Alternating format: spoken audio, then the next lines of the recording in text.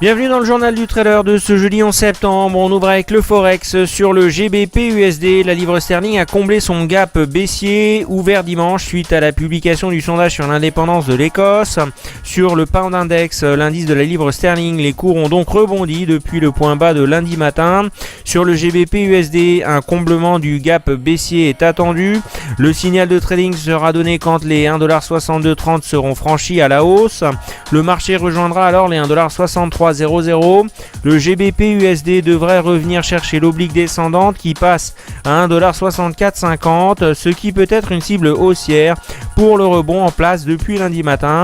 Sur le GBP CAD, il y a encore un potentiel haussier tant que les cours de la paire GBP CAD tiennent le support des 1,7670. Il faut viser la résistance des 1,7950. Cette tendance peut aussi être portée par une consolidation du dollar canadien qui cale dans la partie haute du canal haussier. L'euro USD est en baisse à la fin de la séance aux États-Unis. L'euro USD a perdu moins 0,18% à 1,2916. L'euro USD est affaibli encore contre la livre sterling et s'est renforcé contre le yen japonais. La paire euro GBP a perdu moins 0,83% pour toucher 0 livre 796. La paire euro JPY a gagné plus 0,45% pour toucher les 138 yens 02. L'USD JPY a gagné plus 0,04% à 105 yens 13. Par ailleurs, le dollar canadien s'est renforcé contre l'euro et la livre sterling. La paire euro-USD a perdu moins 0,11% pour toucher les 1,2938. La paire GBP-USD a perdu moins 0,82% pour toucher les 1,6191. Enfin, l'euro JPY a gagné plus 0,001% à 136 yens 10. À Wall Street, après une ouverture hésitante à la baisse, les indices US ont longtemps oscillé autour du zéro avant qu'Apple fasse à lui seul et pour la seconde séance consécutive basculer la tendance à la hausse hier soir. Le Dow a gagné plus 0,32%, le S&P plus 0,36%, le Nasdaq plus 0,75% dans le sillage d'Apple qui a rebondi de plus 3% à $101 dans un volume de titres échangés de 100 millions de titres, soit 10 milliards de chiffre d'affaires.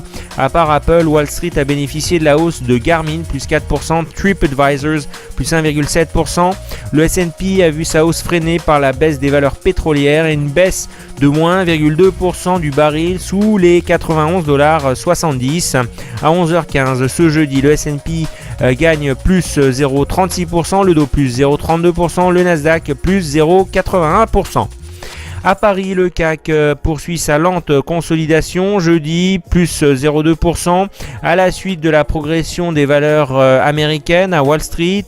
Les investisseurs seront attentifs au discours de Mario Draghi à Milan.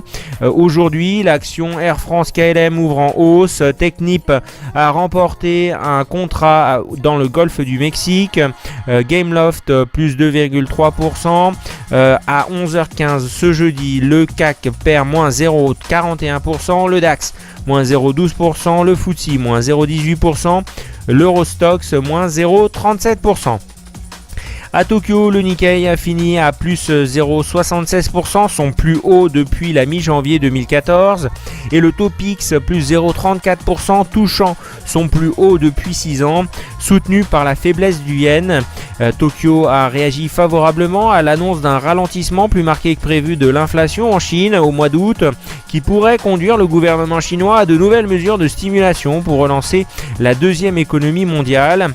La prudence était de mise sur les marchés asiatiques après les propos de Barack Obama qui a annoncé mercredi sa volonté d'intensifier sa lutte contre les djihadistes de l'État islamique en autorisant pour la première fois des frappes aériennes en Syrie. À la clôture, ce jeudi, le Shang perd moins 0,35% et le Hang Seng perd moins 0,17%.